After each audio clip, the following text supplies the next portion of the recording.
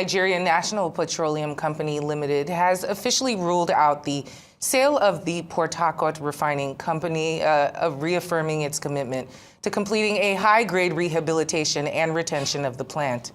Chief Group Executive Officer of NNPC Limited, Bayo Olujari, made the announcement during a company-wide town hall meeting in Abuja, ending weeks of speculation over the future of the country's most prominent state-owned refining asset.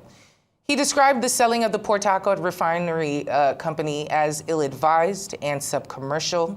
Olujari's remarks came amidst rising public concern sparked by his earlier comments at the 2025 OPEC seminar in Vienna, where he said, and I quote, "All options are on the table regarding the future of Nigeria's refineries." Well, oil and gas expert Joe Nnakwue joins me now to discuss this decision and what possible steps might be needed to make it work in order to plug the current wastage. It's great to have you on the program. Welcome to Newsday. Good afternoon. Pleased to be here.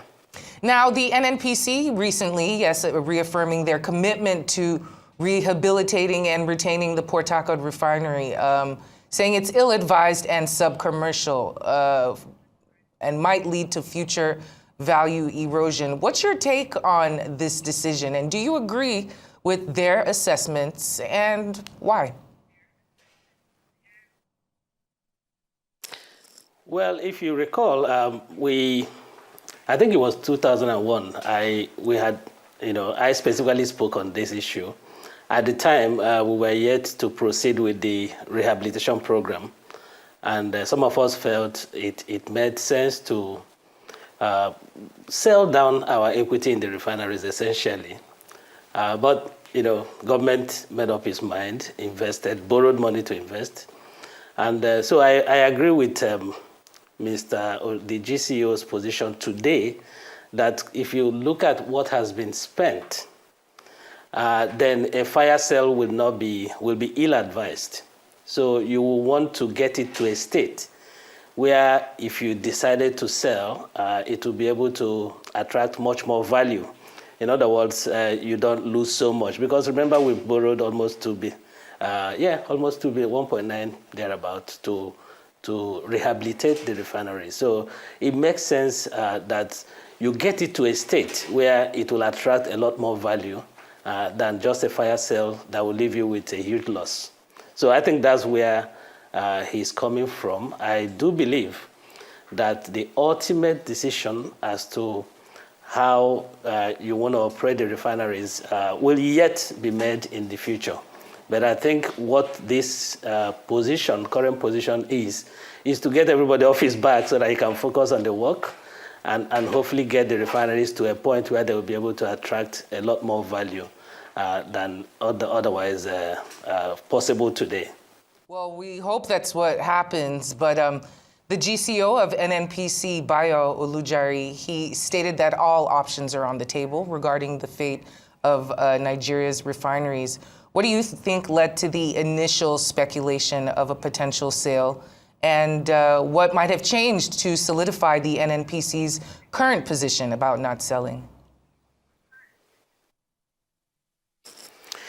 Yes, I think at the point he said all options are at the table, I believe he meant it, and I believe that's the real situation. But I believe that timing is everything. So if you say all options are on the table today, it means you're selling today, and it means you will leave a significant value on the table. You're going to lose a lot of money. Remember, you've borrowed money you haven't paid back. So I think having looked at the numbers and our how deep in the hole we are with the refineries, he has decided to say, okay, let me see how much, whether we can get this to a point where we'll be able to recover some of what is potentially lost capital. So I think he's not wrong, and as he's new, he's looking at the numbers, and I think they will make the right decisions going forward. But I mean, beyond the issues, the immediate issues, whether we've done rehabilitation or we didn't do rehabilitation, I think the strategic view is what's important. how does NNPC sure has both business and strategic reasons to want to play across the entire petroleum value chain. That includes refining. But I think the big question, the elephant in the room, is how do they want to do it? What model works and which doesn't work?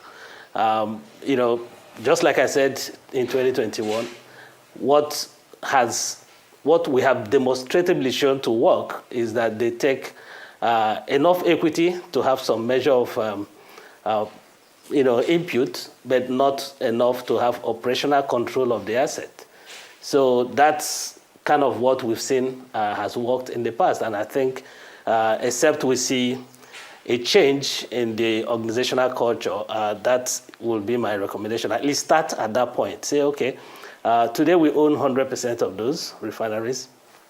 Is it possible to sell down, not sell it off completely, sell down your equity to a level where you can bring in private sector players with deep pockets and know-how to drive it and take it to where it needs to be. I think that's the conversation that we need to have on the long run. But I think that what the management is doing now is in the near term, they have to take some steps to get the refineries to a point where it will be attractive for both private capital and investment. And speaking of some of the steps that need to be taken, we know that the refinery has faced a lot of criticism regarding their operational efficiency and economic viability under state control. How do you think that the NNPC should address their historical issues without any change in ownership?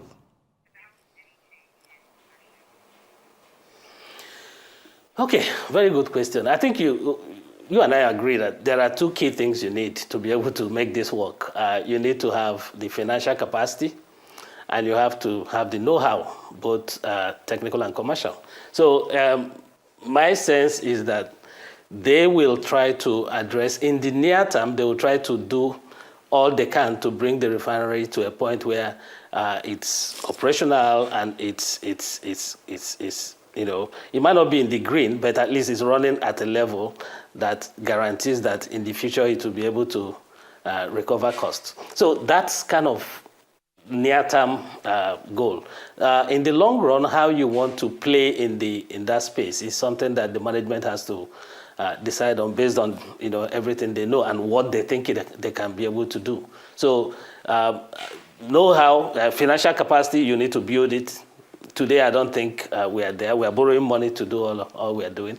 Know-how, both technical and commercial, I think they can build it in time, and they do have some. So it's really a decision they will have to make at that level. I don't have all the data, so I couldn't hazard a guess as to which way they would lean on.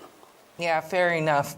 And earlier you were talking about bringing in deep pockets to help and assist. Now, we know NNPC has indicated the need for more advanced technical partnerships to complete and high-grade the rehabilitation that they're trying to have going on. So what specific types of technical partnerships do you think could be crucial, and what should the key terms of the agreements to ensure long-term success and a transfer of knowledge?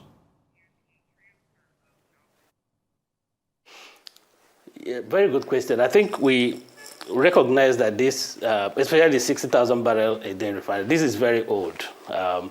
So a lot of, so you need to have some relationship with the OEM, original equipment manufacturers, so that they can produce what you need, because most of these items are no longer off the shelf.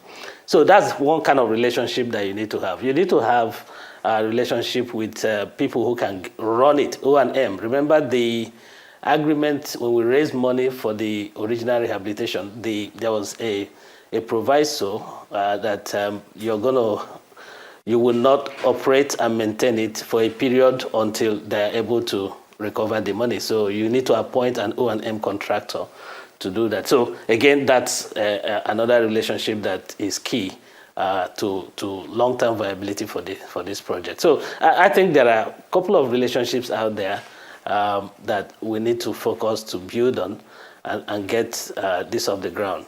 But that said, I imagine that NNPC will continue to do all it can to not just rehabilitate, but reactivate it and start running it with their partners. So that's what I sense the GCO was referring to. Yeah.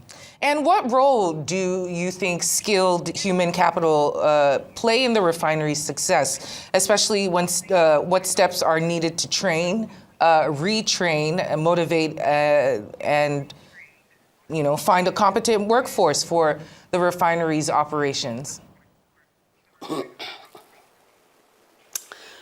It plays a huge role. I remember that the refineries have been epileptic for a long time. So we haven't, I suspect within the system that we've probably lost all those who were party to the building and initial operation of the facilities. So the engineers who worked on this earlier on, most of them would have retired.